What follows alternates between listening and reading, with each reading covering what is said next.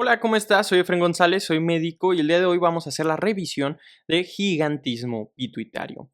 El gigantismo pituitario es un raro desorden caracterizado por un crecimiento lineal excesivo, debido a una producción elevada de hormona del crecimiento desde un adenoma hipofisiario, que es un tipo de tumor benigno que va a producir justo este tipo de hormona, y lo anterior sucede en un paciente durante su infancia, ya que para que ocurra esta enfermedad se requieren las placas del crecimiento abiertas. Sobre la epidemiología, sucede más frecuentemente en niños. De hecho, el 80% son de sexo masculino y solo el 20% del sexo femenino. Y como te comenté, en general esta es una enfermedad rara, debido a que si hay un adenoma en la hipófisis que produce hormona del crecimiento, tiende a presentarse como acromegalia y raramente lo hace de esta manera. O sea, es más común que suceda en adultos que ya tienen cerradas estas placas del crecimiento.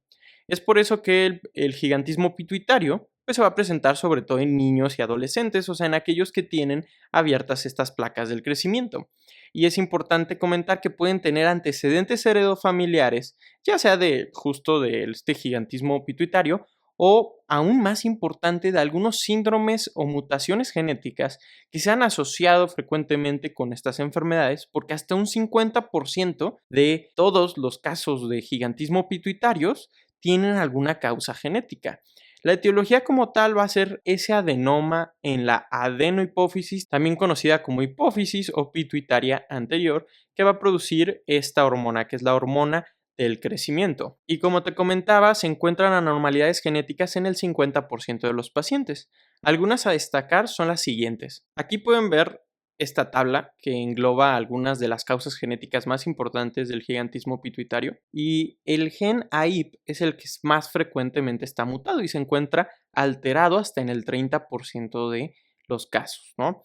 Se pueden encontrar mutaciones como tal en este gen o problemas de deleciones como tal del gen, o sea, que se pierda por justo una delesión. Y la presentación comúnmente relacionada a estos problemas genéticos de AIP, pues es la presencia de adenomas pituitarios aislados, esporádicos o incluso gigantismo familiar. Por eso te comentaba que puede haber antecedentes familiares o de FIPA, que significa adenoma hipofisiario aislado familiar por sus siglas en inglés, en donde de forma aislada varios pacientes o varios familiares en una familia pues tienen el desarrollo de algún tumor de la adenohipófisis, que ojo, puede ser de otras cosas, o sea, puede ser un prolactinoma, productor de prolactina, y no siempre va a ser uno productor de hormona del crecimiento.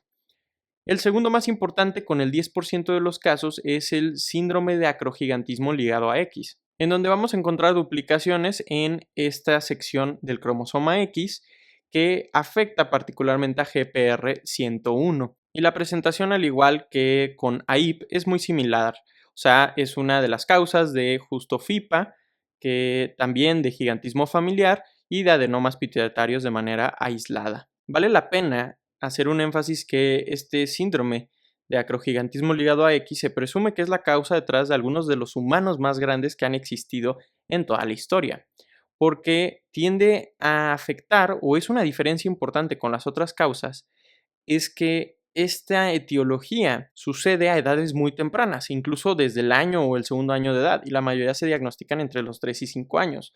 Por lo tanto, se exponen mucho más tiempo a esta elevada cantidad de hormona del crecimiento, terminando con alturas bastante enormes. Hay otros síndromes o causas genéticas que se asocian, como el síndrome de McCune-Albright, en donde hay un mosaicismo particularmente para GNAS. Y este síndrome es reconocido clásicamente con su triada de pubertad precoz, displasia fibrosa y máculas en café con leche, y además representa el 5%. Hay otros casos genéticos como es la neoplasia endocrina múltiple tipo 1, complejo de Carney o incluso la neoplasia endocrina múltiple tipo 4, neurofibromatosis o von Hippel-Lindau, pero los casos que representan son menores, por ejemplo de 1% en el caso de MEN1 o del complejo de Carney, y incluso menos en estas etiologías.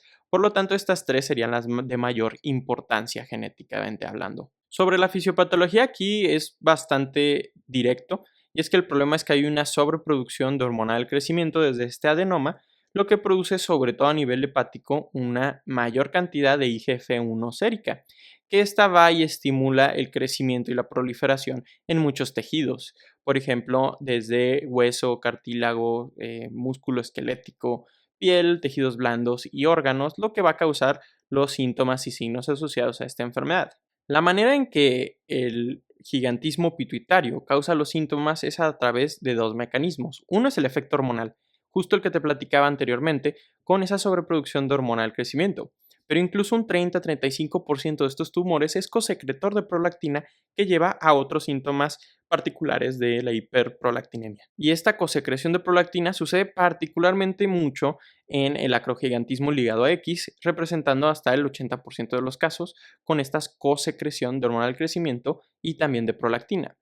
Otra manera en la que esta enfermedad puede dar síntomas es el efecto de vector. Significa que conforme el tumor que se encuentra en la adenohipófisis va creciendo, causa sintomatología local.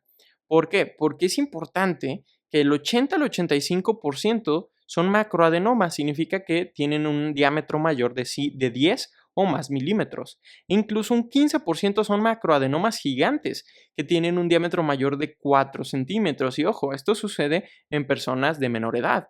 Entonces, si esto está sucediendo, por ejemplo, tal vez en un niño con 5 o 6 años, pues un macroadenoma representa un tumor de bastante consideración, debido a que las estructuras no son igual de grandes que las que encontramos en alguien que tiene 40, 50 años, que está sufriendo de cualquier tipo de adenoma hipofisiario.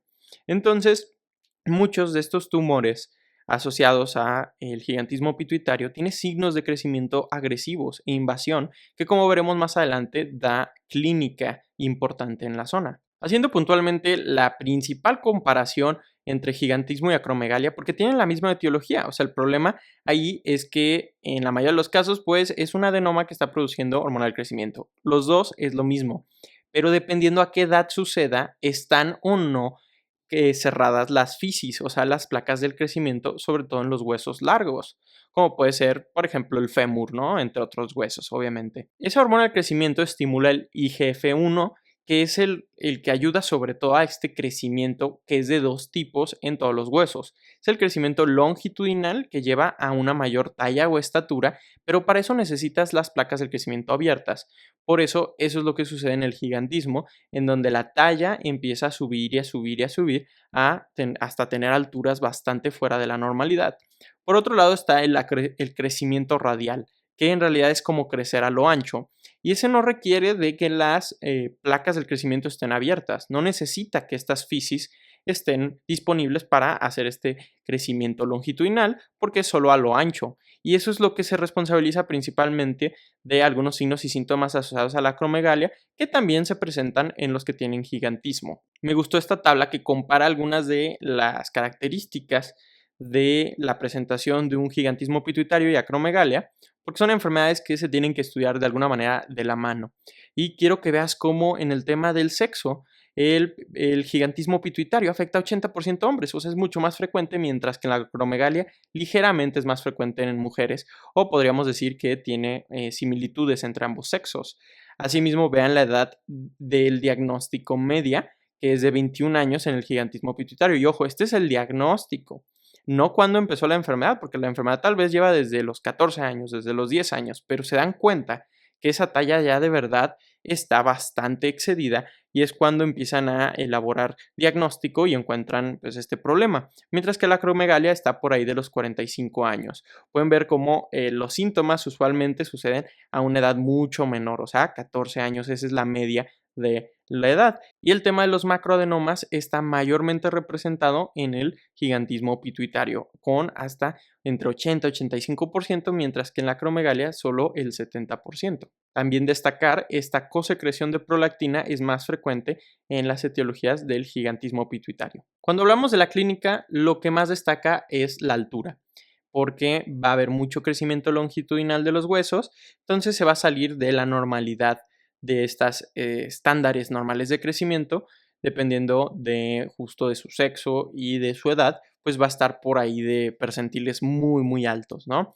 Otras cosas que destacan es el tema de, pues obviamente también están estas características que son fundamentales en el tema de acromegalia, que es este crecimiento, sobre todo radial, de algunos huesos del cráneo y de la cara, que causa facies toscas, prognatismo y frente prominente.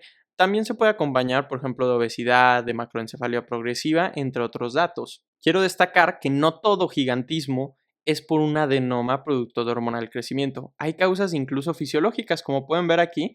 O sea, esta es una tabla que habla de las causas de estaturas altas, de sobrecrecimiento o como tal gigantismo, y hay algunas causas constitucionales, digamos idiopáticas, en donde no hay ninguna enfermedad detrás y en realidad puede ser una talla familiar alta que no está asociada a ninguna enfermedad como tal. Es algo constitucional, pero sí existen causas patológicas, entre estas la que hablábamos, que es el exceso de hormona del crecimiento por un gigantismo pituitario.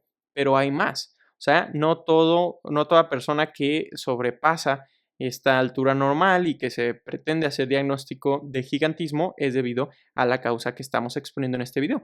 Otras de destacar son todas estas, pero hay algunas que son bastante raras, pero está el síndrome de Klinefelter, homocisteínuria, Bewicke-Wiedemann, síndrome de Marfan, síndrome de X frágil, y algunas de estas son causas genéticas y son relativamente frecuentes. Y te comentaba que el efecto de vector en la parte de la fisiopatología, o sea, el cómo estos adenomas que tienden a ser macroadenomas o incluso macroadenomas gigantes, conforme va creciendo este tumor causa sintomatología local. Entre estas está la cefalea, el hipopituitarismo, que significa que afecta a otras líneas hormonales dentro de la adenohipófisis, o sea, puede ser un hipogonadismo, un hipotiroidismo secundario, etcétera.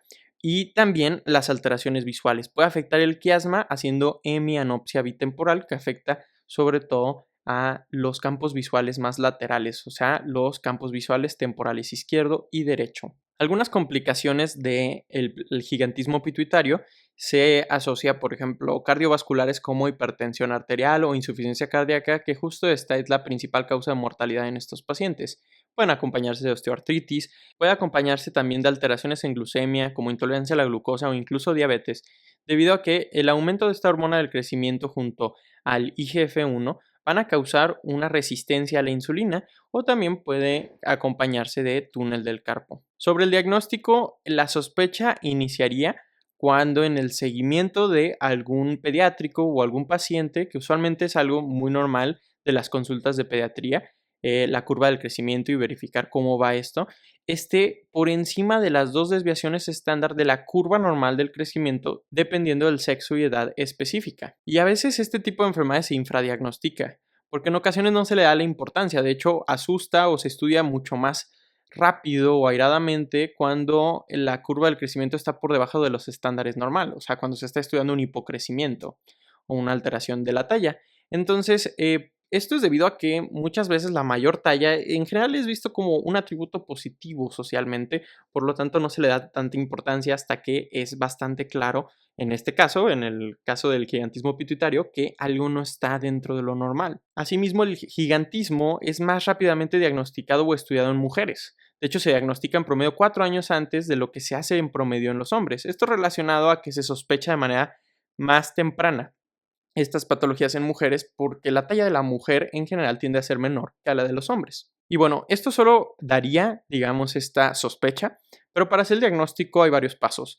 Principalmente se solicitaría la cantidad de IGF-1, no se solicita la hormona del crecimiento de manera inicial porque en realidad su naturaleza es algo pulsátil. Aunque está elevada por la producción del adenoma, pueden haber picos y también valles en su producción, entonces no es muy buena idea tomarla de manera aleatoria y la IGF-1 tiene una mayor sobrevida, por lo tanto es muy normal en este tipo de enfermedades encontrarla en niveles muy elevados. Si está normal, pues en realidad descartaríamos una etiología como esta.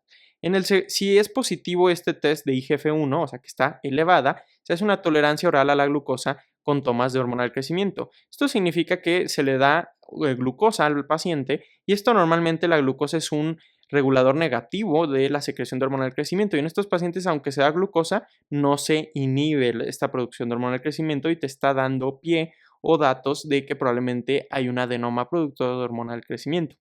Y para identificarlo, pues se necesita imagen, neuroimagen, particularmente una resonancia magnética de la hipófisis.